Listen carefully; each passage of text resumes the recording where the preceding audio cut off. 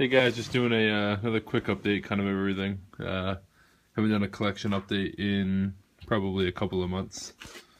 So this is just here, the rose hair tarantula. This is some of the forums that I was posting on were saying that he was looking a little overweight, I guess, from the prior person or the prior place where I bought him from.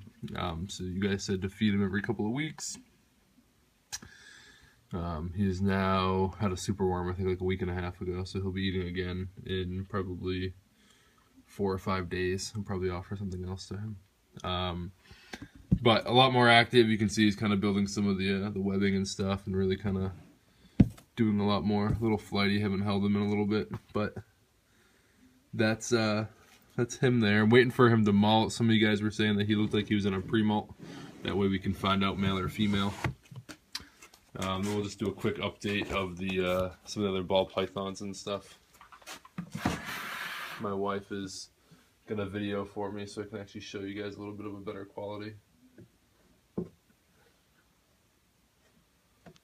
This here is the champagne. You can see actually she's kind of deep in a shed right now. You can see the blue eyes in there too. She still hasn't really eaten for me, but she's shed now for me twice. So I'm hoping I can get her to kind of on food and get her starting to go. I've been offering her adult mice every week and a half, and she'll strike at it and be very defensive toward it, but she just isn't really eating it. You can tell she's not too happy necessarily right now either, but that's her there. Deep blue, and I'll do some pictures and some updates after she sheds too, so you can see the color difference when she actually sheds out. So that's her. Next up, we will do Shere Khan, the tiger retic.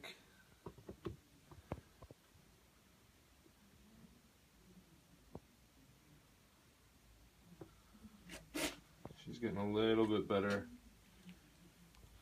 handling wise. She more or less just wants to move away, but she is still a little flighty at times. But that's her there. She doesn't really strike at me anymore when I reach in, but she is still tail shy and head shy. But that's her there. She just recently shed, and I've been doing a lot of updates and stuff on her based off of eating and just shedding and just overall growth videos. So that's her. Definitely more active than she was initially. I used to hold her and she would just kind of sit there and be all defensive. Now I can kind of maneuver around a little bit more with her without her being terribly defensive the whole time.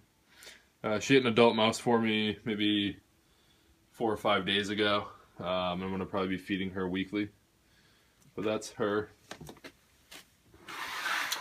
Next down is the bumblebee male. He's the one that has been breeding to my pastel and the normal. He kind of went off food for a little while. But he was slamming down anything and everything initially, but he's been locking up still, so a lot of the time they kind of do that in just a in the breeding season. They'll kind of go off feeding a little bit and just focus on that breeding aspect to it. I have no doubt that he'll start slamming down some more food once that breeding season's over and once I stop pairing him up.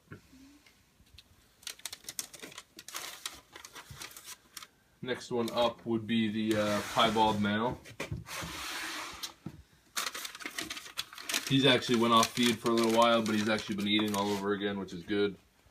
He's had a couple of small rats as of lately, and he actually has one in him right now. But I haven't done any pairing up with him really, mainly because I don't have a female really that I want to pair him up with. Maybe I'll get a het pied or something down the road, and then be able to get some pieds and stuff like that. But I really don't want to pair him up with a pastel and just get pastel het pieds and then have to grow those all the way up and do that whole breeding process. So I'd rather go through and get a het pied female of some sort, maybe a pastel or a spider, and start the project off kind of that way. Really kind of cool pod. I really like the pied genes based off just that white. And this is kind of a mid-white. It's not really a high white or a low white overall. pattern-wise, they're really kind of a polymorphic gene, which just means no matter how high white or low white the parents are, that can completely fluctuate to the offspring. But I really kind of like that mid-white kind of mix, and you can kind of see in this part here where it's kind of a smiley face, which is kind of cool. So that's him. You guys saw some of the earlier videos of the bee and the pied when I first got them, and they've definitely put on some good size since then. Next up is a snake that most of you guys are familiar with. This is Kyrie. This is the first ever ball python that I ever had. Kind of just something I'm holding on to now just because it was a first off. I don't really know if I plan on breeding or doing anything with him. Just because he was the first one that I ever got. Kind of a cool, unique pattern with him, and he's really brighter than a lot of normals that I've seen before, and I really like that reduced patterning. So maybe sometime down the road, maybe I'll try to breed him out or see if there's anything special kind of going on with him. But that's pretty much him there. Nice normal again, just kind of that lighter patterning down the spine, like you can kind of see there. Next up is the normal female. I got her kind of a few months ago, just from kind of a local shop. She's paired up a few times with the bee. She's nice and big, but I don't think there's any ovulation or anything going on with her. She's just a nice big female. Hopefully get her to pair up a few more times relatively soon. Like to get a clutch from her from the bee and get some more bees, maybe a female bee that I'll hold on to or something that way. But paired up, really don't see any ovulation or any building kind of going on with her right now. She hasn't eaten in a little while, so she is a little thick down in this end here, but I really don't see any signs of actual building or anything that way. And I have another rack system coming in from Animal Plastics that should be here in a couple of weeks that I'll be moving my big females into, which will free up more room here, which will potentially give me more options down the road for a bigger collection and picking up some more stuff. Now this girl here is my pastel female, who is paired up a lot with my bee.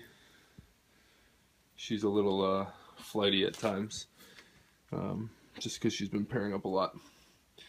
But what I want to show you guys here, she's going into a shed.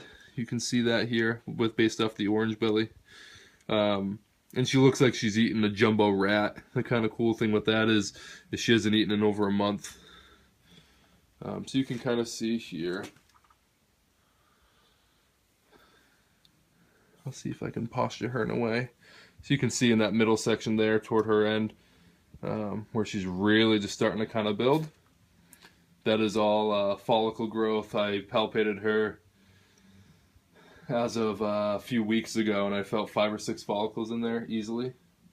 And you can see in there she's building like crazy in that middle section there. She's being a little sketchy right now, but I'm hoping soon she'll go into that shed, and then we'll be looking at just a couple of weeks, 3 to 4 weeks before she has some babies. But you can definitely see in that middle section there that she is putting on some weight. You can see that build right here from about here down to her tail. Her tail's getting to the point where it's looking like the fat is getting sucked out of it, and she's really kind of sucking in that way. So all good signs. And again, she'll be moving in that new rack system once I get that in. So that's pretty much the updates as of right now. More stuff obviously coming. More updates coming very soon as well. Again, let me know what you guys think. Don't forget to comment, like, and subscribe. Thanks guys for watching.